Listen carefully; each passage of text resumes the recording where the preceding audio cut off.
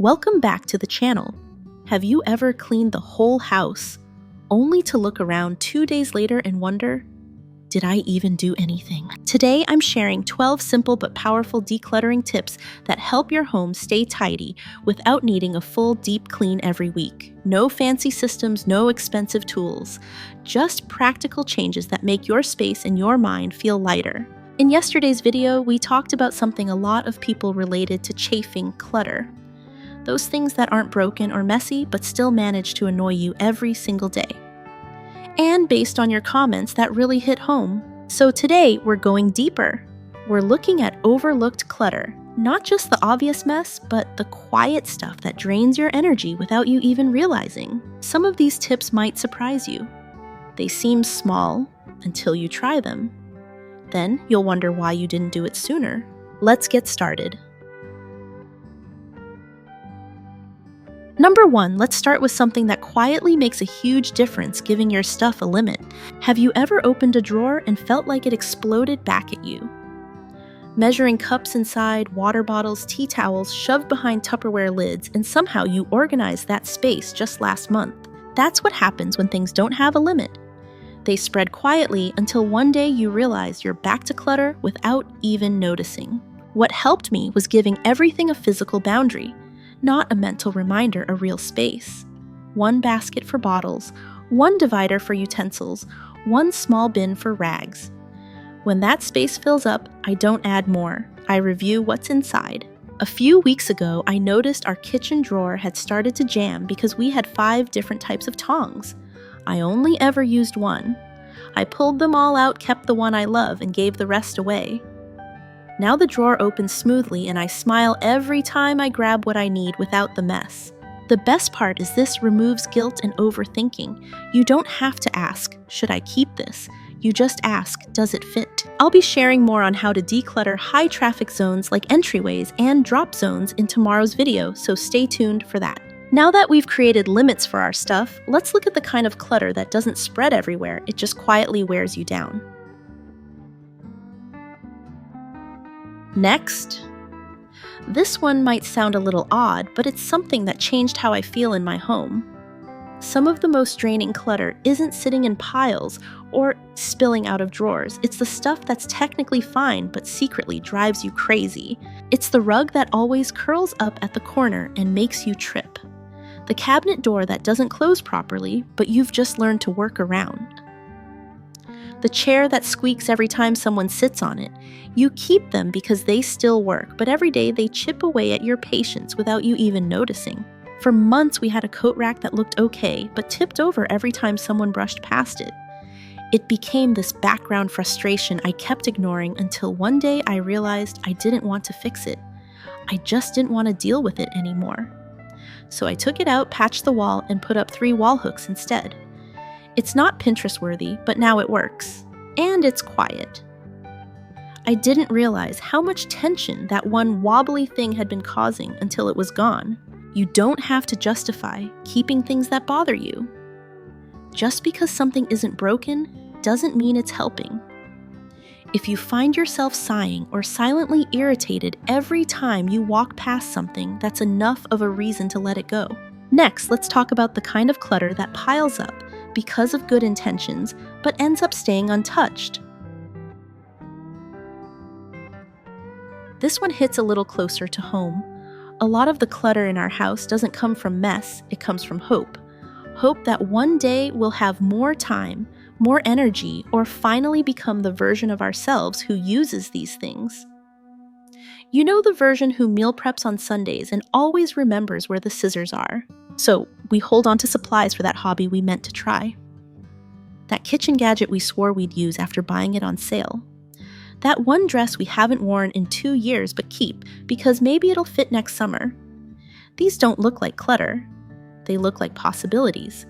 But if you haven't touched them in months, they're probably just weight quiet pressure hiding in the corners.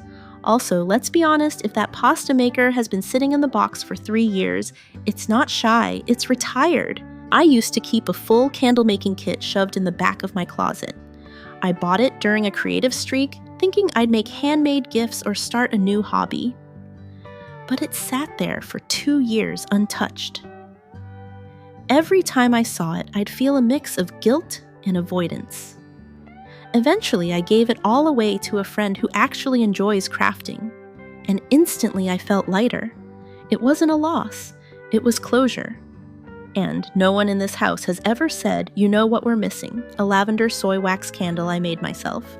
You're not failing if you let go of the things you once thought you'd use. You're just making space for who you are now, and that's always worth it. Now we can shift from someday clutter to the kind that shows up in multiples and sneaks in when we're not looking. Some clutter shows up with the best of intentions. It doesn't come in piles, it comes in 2s, 3s, and 4s. A second pair just in case, a backup, a spare. Before you know it, you've got 6 of something, and only ever use 1. For years I had 3 cheese graters, don't ask why. One was slightly rusted, one had a handle that spun weirdly, and the last one, the one I actually liked, was always buried under the others. Every time I tried to grab it, I'd knock over something else, get annoyed, and swear I'd fix the drawer this weekend. I never did. Here's what helped. I chose my favorite, the one I reach for without thinking. Then I gave myself a limit 1 drawer for kitchen tools, nothing extra hiding in other cabinets. And when that drawer started feeling crowded again, I didn't organize it. I decluttered it. 2 minutes. Done. The funny thing is, duplicates don't feel like clutter. They feel like safety, like we're being prepared. But too much just in case turns into now I can't find anything. We think we're making life easier. Really, we're just building tiny obstacle courses all over the house. And you know what tends to sneak in the same way? The stuff we say we're going to use soon, but deep down we know we won't. There's a certain kind of clutter that wears a clever disguise. It's not messy, not broken, not excessive. In fact, it feels productive. Useful even. Because technically you still plan to use it. It's the unopened box of protein bars from that new routine you were going to start. The pile of magazines you meant to flip through. That yoga mat in the corner that's been rolled up since January, waiting for the right mood, or the right moon phase. These things aren't random, they're tied to hope. Hope that your energy will shift, your schedule will calm down, or that one free weekend will magically appear. I kept a pile of gift bags and tissue paper in the hall closet for over 2 years. Every time I opened the door, it rustled like a party. I told myself I'd reuse them, that they were practical, but the truth is, I never reached for them. I always forgot, or ended up buying new ones anyway. That stash was just visual noise. It wasn't saving me time or money. It was just one more thing I had to work around to get to the batteries or the flashlights behind it. The trick is noticing the difference between soon and never. If you've walked past it for months without touching it, maybe it's not waiting to be used. It's waiting to be released. You don't owe your space to things you feel guilty about not using. Letting them go might be the one thing they actually help you do. Some clutter tries to be helpful, but some just wants to look pretty while collecting dust. Some clutter doesn't come in piles. It comes in pieces. Little trays, candle holders, fake plants, framed quotes, tiny bowls with absolutely nothing inside them. The kind of stuff that looks good until it doesn't. There was a time I had so many decorative pieces on our living room shelves that dusting became a full workout. I'd move one thing to wipe under it, then forget where it went. Half the time, I ended up shoving everything back differently, and it never quite looked right again. So what started as intentional decor just became clutter I was afraid to disturb. The truth is, even pretty things need to earn their place. If it's hard to clean constantly tipping over or never quite feels right, it might be more about keeping up appearances than making your space feel calm. One weekend, I took everything off our entry table, completely cleared it. Then, I only put back the pieces I actually liked seeing every day. A bowl for keys, a photo I love. That's it. The surface felt calmer, and so did I. And bonus, I no longer had to spend 5 minutes arranging coasters like I was styling a magazine shoot. We think decorating makes a space feel finished, but sometimes it just makes it feel full. But if your surfaces are overstimulating, your closet might be even louder, just in a different way. We talk a lot about decluttering closets, but it's not always about space. Sometimes it's about honesty, because the real weight in your closet isn't the clothes, it's the stories they carry. You open the door and see the blazer you used to wear when you had a different job or a different body, the jeans you've kept through 3 sizes of change, that one dress that still has the tag on because it never quite felt like you. And each time you see them, you don't just see fabric, you feel something. Pressure, guilt, maybe even a little disappointment. For years, I kept a pair of shoes I called my someday heels. They were beautiful, classic, expensive, still in perfect condition. But they hurt. Every time I tried to wear them, I'd end up changing into flats before I even left the house. But I held on to them because I felt like I should. Like getting rid of them meant giving up on being that polished, put-together version of myself. Until one day I realized if something only exists to make me feel bad for not using it, it's not worth the space. It's okay to outgrow things, to say this isn't who I am anymore. Your closet should support your actual life, not the one you feel guilty for not living. If letting go of clothes feels emotional, that's because it is. But it can also be freeing, like finally exhaling after holding your breath for too long. Let's take that same clarity and bring it into the hidden corners, the little pockets of clutter we forget we even have. Not all clutter is loud. Some of it is so quiet you stop seeing it altogether. It's the drawer you haven't opened in months. The basket in the hallway that's somehow always full. The shelf behind the door where things go to disappear. This kind of clutter doesn't yell for attention. It just settles in, blends into the background, and quietly takes up space you could actually be using. It's easy to ignore, especially when life is busy. You walk past it every day thinking, I'll get to that later. But later never really shows up. Last week I opened a box in our laundry area that I hadn't touched in at least a year. Inside, an old phone charger, a broken flashlight, 3 mismatched socks, and a packet of batteries that had expired in 2019. Nothing in there was useful, but I'd been stepping around that box for months without thinking twice. What helped me was choosing one small spot, just one, and fully clearing it. Not organizing, clearing. I told myself 5 minutes, no expectations. And once I started, it felt weirdly good, like I'd reclaimed a tiny pocket of peace. If your home feels full, it might not be the stuff you see that's overwhelming you. It might be the things you've forgotten are even there. Now let's look at a different kind of hidden clutter, the emotional kind we tuck behind doors and drawers, especially in the bathroom. If there's one spot in the house that quietly collects guilt, it's the bathroom. Lotions you didn't like, but feel bad throwing away. Half-used hair products from 3 haircuts ago. Samples you said you'd try one day that have now aged into museum artifacts. I used to have this drawer full of random beauty things, scrubs, serums, travel-sized everything. But every time I opened it, I'd feel this weird mix of overwhelm and obligation, like I needed to use them just to justify keeping them. And yet, I never reached for any of it. I had my go-to items, and everything else just sat there taking up space and silently judging me.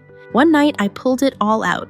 Anything sticky, expired, unloved, or untouched in over 6 months gone.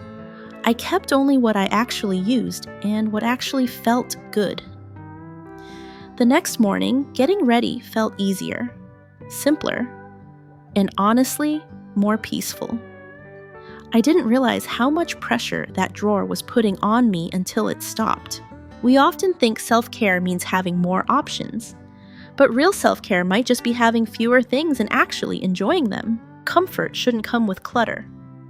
Some of the coziest corners in our homes are quietly overwhelmed, and it might be time to notice what's really taking up the space. There's a fine line between cozy and crowded, and most of us don't notice we've crossed it until the couch disappears under a mountain of throw pillows and folded blankets we don't even use. I used to keep a basket of blankets by the sofa because it looked cute. Then one winter I added a second one, then a third. At one point we had more blankets than people, and somehow no one could find the one they actually liked. Folding them became a chore. They'd slide off the basket pile up on the armrest or get shoved behind cushions. It was cozy chaos.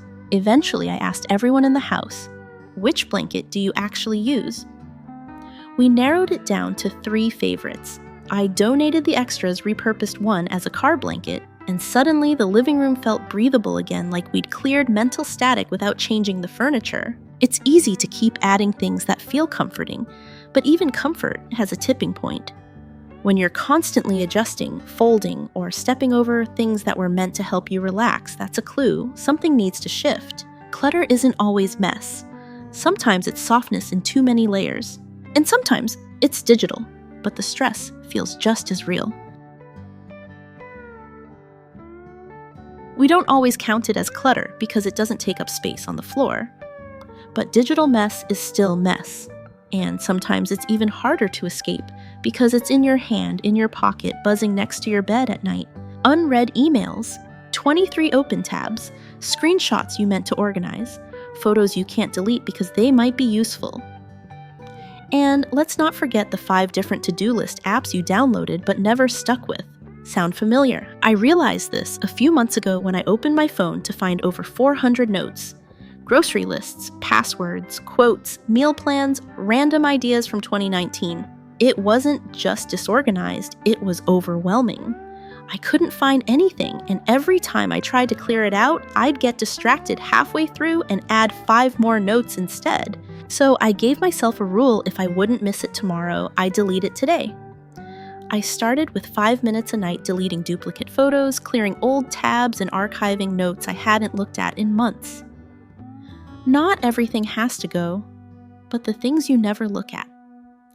They're not helping you remember, they're just adding static.